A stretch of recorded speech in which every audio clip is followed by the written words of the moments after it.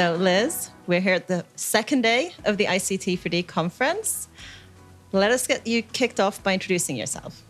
Hi, Nora. Good to see you again. Since our last Ghana ICT4D conference, I'm glad to be back here. I'm Elizabeth Njoroge, working with Gates Foundation right now, managing the regional IT for the continent. So glad to be here and glad to be back. Awesome. Yeah. What's the vibe this time? I think this time there's a lot, of course, AI has and was there, but I think it's getting better right now. And I think one thing that's fascinated me yesterday, I think there's a session that was talking about the minimum viable intelligence. I think that's the first time I was hearing about the minimum viable intelligence. And I liked how the presenter and the speaker, I can't remember her name, but how she went on explaining how we're supposed to be using the very basic of things. Can AI be interconnected and be it data, be it farming, be it whatever it is that is one, and use the already available resources. And I think she used the Matatu route.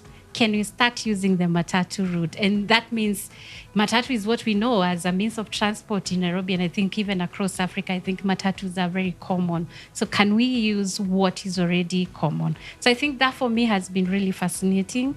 Localization is another thing, which I'm very passionate about. And I'll be leading a session tomorrow, just a roundtable on unpacking localization. So it's getting better on how people are understanding. I think it's almost everywhere, whether it is AI, data sovereignty, all those kind of things. Everybody is talking about it, but in a different way. And I hope we can have one common way of understanding what localization means, both to you and to me, but I think also to the communities that we serve. Yeah. And just to say, it was Nasuba Ongoma from Kala who gave the keynote yesterday. Wow. And she was wonderful. Yeah. So at the Gates Foundation, tell me a little bit about what are the hard questions? What are the challenging things that you're dealing with right now? I think right now what Gates Foundation is really trying to tackle is the scale. I think we've done a lot of pilots, and I think everybody is funding the pilots. Gates Foundation has moved from looking for those small pilots, but what are those tried and tested solutions that we can scale, that we can fund and scale, and working with so much with the government so that we have ownership. Remember that at the Gates Foundation, we already have an end date. So our clock is ticking. Our impact is also ticking. And we want to ensure that we have great impact by the time we close our doors at 2045. So surfacing some of those solutions that are already available, tried and tested, and I know this community has most of those. But I think also the partnership and collaboration that comes with working with the various organizations, governments, and other NGOs and other local partners, I think that is also a critical component. And even landing who is that right partner to work and help us get to our impact that we want to be at 2045. And do you think that those partners are in this space? Yes, I think they're available. Having been in this sector, I think this long, I see that those faces and those partners are already there. And those solutions tried and tested, I think they are there. Today we had a roundtable session on beyond the pilots.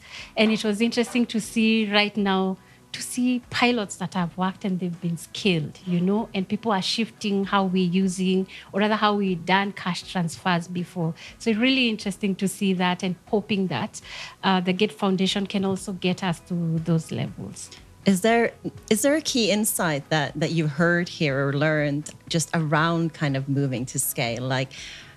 Is there someone who shared something of what actually worked? The one thing that in that session, we've been using cash transfers in most of responding to humanitarian. And the case was given in Nigeria, where IRC has been responding to flooding. So in the past, they would respond to the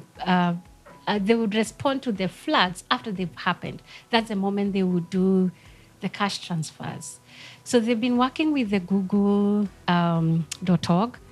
for predictive modeling. so that they're able now to know when is likely for the flooding to happen. So they've now been doing cash transfers before and helping the farmers now get better at their planting and everything else. So it's really reduced what usually happens at the aftershocks after flooding. And then they've moved to a level where they are working with the government now. So the government has taken shape, you know. The communities was really hard because they already know when we are supposed to plant. Even in Kenya, like this year, it's been very different because the rains came early.